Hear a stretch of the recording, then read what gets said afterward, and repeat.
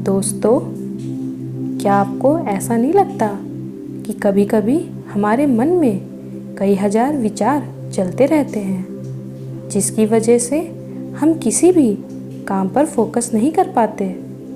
उदाहरण के तौर पर, जिस प्रकार मोबाइल फ़ोन में स्टोरेज फुल होने के कारण हम उसमें किसी भी प्रकार के डाटा को सेव नहीं कर सकते जब तक उसमें से हम किसी भी बेवजह के डाटा को डिलीट ना कर दें। उसी प्रकार हमारा मन भी होता है।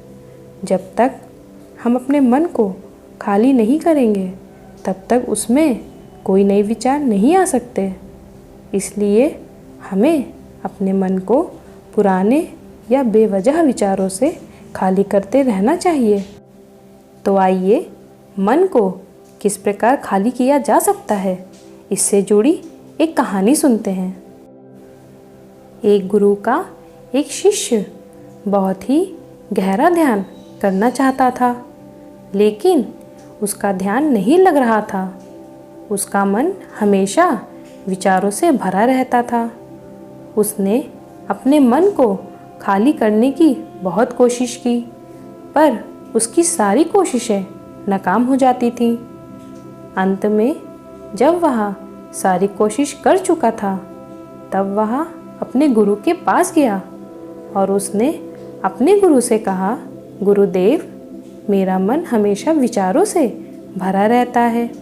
मेरा ध्यान एक जगह पर नहीं लग पा रहा है।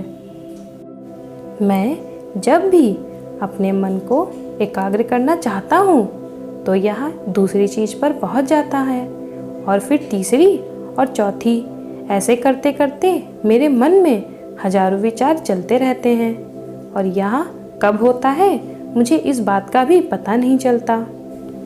बहुत देर बाद जब मुझे एहसास होता है कि मैं क्या करने बैठा था और क्या सोच रहा हूँ। हे गुरुदेव, मैं अपने मन को विचारों से खाली कर देना चाहता हूँ। मैं चाहता हूँ कि मेरे मन में एक भी विचार ना हो। जब मैं चाहूँ तभी विचार उत्पन्न हो। गुरु ने कहा, किसी भी समस्या का समाधान कब निकलता है? जब हम समस्या की जड़ तक पहुँचते हैं, समस्या को ठीक से समझते हैं और उसको जानते हैं। जिस मन को तुम खाली करना चाहते हो, क्या तुमने उस मन को थोड़ा बहुत भी जाना है? शिष्य ने कहा, गुरुदेव, मन को जानने की बहुत कोशिश की मैंने, लेकिन मैं जितना जानता हूँ इसके बारे में वह उतना ही रहस्यमय होता जाता है। गुरु ने कहा, जाओ और एक घड़े को छोटे छोटे पत्थरों से भरकर लेकर आओ। शिष्य ने एक घड़े में छोटे छोटे पत्थर भरकर गुरुदेव के पास ले आया। गुरु ने कहा, इस घड़े को तुम अपना मन समझो और इस घड़े में भरे पत्थरों को अपने विचार। अब इस घड़े में और पत्थर डालो। शिष्य घड़े में पत्थर डालना शुरू कर देता है। घड़ा पहले से ही भरा हुआ था और पत्थर डालने के बाद बाकी सारे पत्थर नीचे गिरने लगे। तब गुरु ने कहा, रुको, ध्यान से देखो। अब घड़े में पत्थर नहीं आ रहे, बल्कि वह तो नीचे गिर रहे हैं, क्योंकि यह भरा है। जो इसमें आ सकता था आ गया। अब और पत्थर नहीं आएंगे। अगर दूसरे पत्थर डालना चाहते हो तो पहले वाले पत्थरों को निकालना होगा। शिष्य ने तुरंत ही कहा, गुरुदेव, मैं समझ गया हूँ कि आप क्या बताना चाहते हैं। आप बताना चाहते हैं कि हमें अपने मन को विचारों से खाली कर देना चाहिए। गुरु मुस्कुराए और गुरु ने कहा, पहले पूरी बात समझ लो, इसके बाद मन को खाली कर लेना। गुरु ने कहा, हमारा मन इस घड़े की बिल्कुल उल्टा है। घड़े को तुम पत्थर से भर सकते हो, लेकिन मन को विचारों से नहीं भर सकते। मन हमेशा खाली ही रहता है। शिष्य ने कहा, गुरुदेव, मैं कुछ समझ नहीं पा रहा हूँ। मन अगर हमेशा खाली रहता है तो हम उसे खाली करने में क्यों लगे रहते हैं? उसकी क्या आवश्यकता है? गुरु ने कहा, इस घड़े से सारे पत्थरों को एक एक कर बाहर निकाल कर रख दो। शिष्य ने बिल्कुल ऐसा ही किया। घड़े से एक पत्थर बाहर निकालकर रख दिया और अंत में वह घड़ा खाली हो गया। गुरु ने कहा, देखा, तुमने एक एक पत्थर को बाहर निकाला तो यह घड़ा खाली हो गया। अब तुम इस घड़े में कोई भी पत्थर डाल सकते हो, दूसरे पत्थर डाल सकते हो या उन्हीं पत्थरों को दोबारा भी डाल सकते हो।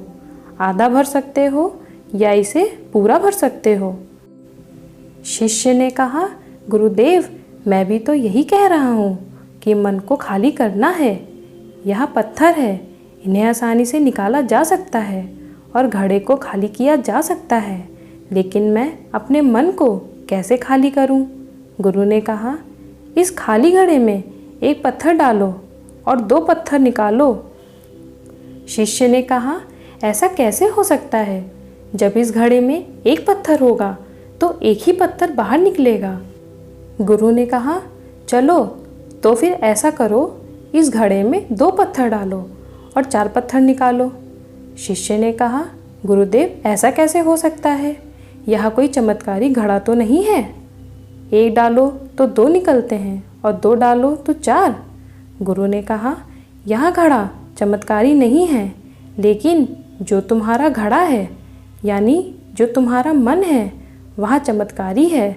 उसमें सिर्फ तुम एक विचार निकाल लोगे तो उसके पीछे 2 विचार निकलते हैं। जब तुम उन दोनों विचारों को पकड़ते हो तो उसके पीछे 4 विचार निकलते हैं, और जब तुम उन चारों विचारों को पकड़ते हो तो उसके पीछे 16 विचार निकलते हैं, और ऐसे ही करते करते विचारों की एक लंबी श्रृंखला बन जाती है और तुम कहीं नहीं रुकते, एक के बाद एक विचारों को पकड़ते जाते हो। यहाँ मिट्टी का घड़ा तो पत्थरों से भर ही जाएगा, लेकिन तुम्हारा मन कभी नहीं भरता। वह हमेशा खाली है और खाली भी नहीं रहता। यह तो मन की माया है कि सब कुछ है लेकिन कुछ भी नहीं। शिष्य ने कहा, गुरुदेव, मैं आपकी बात समझ रहा हूँ, लेकिन क्या मैं हमेशा अपने विचारों के जाल में फंसा रहूँगा? क्या मन की माया से बाहर निकलने का कोई रास्ता नहीं है? गुरु ने कहा, इस मिट्टी के घड़े को आधा पत्थरों से भर दो। शिष्य ने ऐसा ही किया।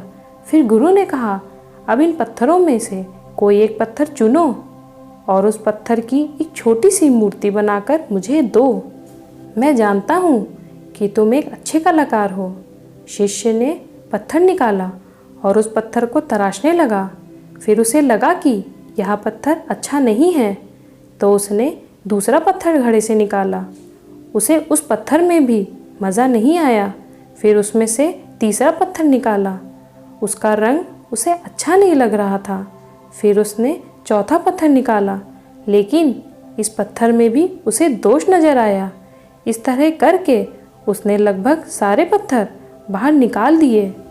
उसे ऐसा करता देख गुरु ने कहा, जिस पत्थर को तुमने पहली बार निकाला था, उसी पत्थर को यहाँ समझ कर तराशो कि कोई और पत्थर तुम्हारे पास है ही नहीं। तब उस शिष्य ने उस पत्थर को तराशना शुरू कर दिया और उस पत्थर से अपने गुरु की एक अति सुंदर मूर्ति बनाई और अपने गुरु को दे भी दी और कहा, इस पत्थर से इतनी सुंदर मूर्ति बन सकती है, मैं यहाँ सोच भी नहीं सकता था। गुरु ने कहा, जब हमारे पास विकल्प नहीं होता, तब हमारे पास जो भी होता है हम उसी में अपनी संपूर्ण ऊर्जा लगाते हैं और उसी को सबसे बेहतर करने में लग जाते हैं। और जब विकल्प होता है तब हम बस पत्थर ही चुनते रह जाते हैं, मूर्ति बनती ही नहीं है। हमारा मन भी हमारे लिए एक विचार के पीछे हजारों विकल्प खोल कर रख देता है और हम एक मुख्य विचार को छोड़कर उन हजारों विकल्पों में फंस जाते हैं। शिष्य ने कहा, मैं आपकी बात अच्छी तरह से समझ गया हूँ, लेकिन अब मुझे क्या करना चाहिए? मेरा मार्गदर्शन करें गुरु। गुरु ने कहा, मन के जाल में मत फंसो, मन को खाली करने का प्रयास मत करो, अपने ध्यान को एकत्रित करो, एकाग्रता लाओ, जो कर रहे हो उसे अंतिम समझकर करो। ऐसे करो कि इसके बाद तुम्हें कुछ नहीं करना और जब दूसरे विचार पर कार्य करो तब केवल उसी पर कार्य करो, किसी तीसरे विचार पर नहीं। मन के माया जाल से निकलना इतना आसान नहीं, लेकिन अभ्यास करने से सब कुछ पाया जा सकता है। शिष्य ने कहा, गुरुदेव मैं ऐसा ही करूँगा। यह बात समझाने के लिए आपका बहुत बहुत धन्यवाद। दोस्तों, एक नियंत्रित और शांत मन इस संसार में सबसे शक्तिशाली होता है, क्योंकि ऐसा मन ब्रह्मांड की संपूर्ण शक्तियों को नियंत्रित रखने का साहस रखता है। इस कहानी से हमें यह सीख मिलती है कि हम सब अपने मन को खाली करने का प्रयास करते रहते हैं। हमारे मन में जो विचार उठते रहते हैं उससे हम परेशान रहते हैं। हम चाहते हैं यह विचार कहीं चले जाएं और हम शांत हो जाएं, लेकिन हम जितना इन विचारों से भागते हैं यह विचार हमें उतनी ही ज़ोर से पकड़ लेते हैं, क्योंकि हम विचारों को शांत करने के लिए विचारों का ही प्रयोग करते हैं। और जिन विचारों का प्रयोग करते हैं वह विचार आपके उन्हीं विचारों से जुड़े होते हैं जिन विचारों को आप छोड़ना चाहते हो। यह सोचना नहीं चाहते कि यह कैसे संभव होगा कि आप शांत हो सकें। यह सब तभी संभव होगा जब आप शांत होने की कोशिश भी छोड़ दें और अपनी समस्या के समाधान पर ध्यान दें, एकाग्रता लाएं, ध्यान लाएं और इस बात को समझें कि चिंता करने से समाधान नहीं मिलता, बल्कि चिंता को दूर करके अपनी परेशानियों को अच्छे से समझकर उसका समाधान निकाला जा सकता है। इसकी मदद से हम अपने मन में आने वाले विचारों को नियंत्रित कर सकते हैं और ऐसे ही हम अपने मन को खाली भी कर सकते हैं।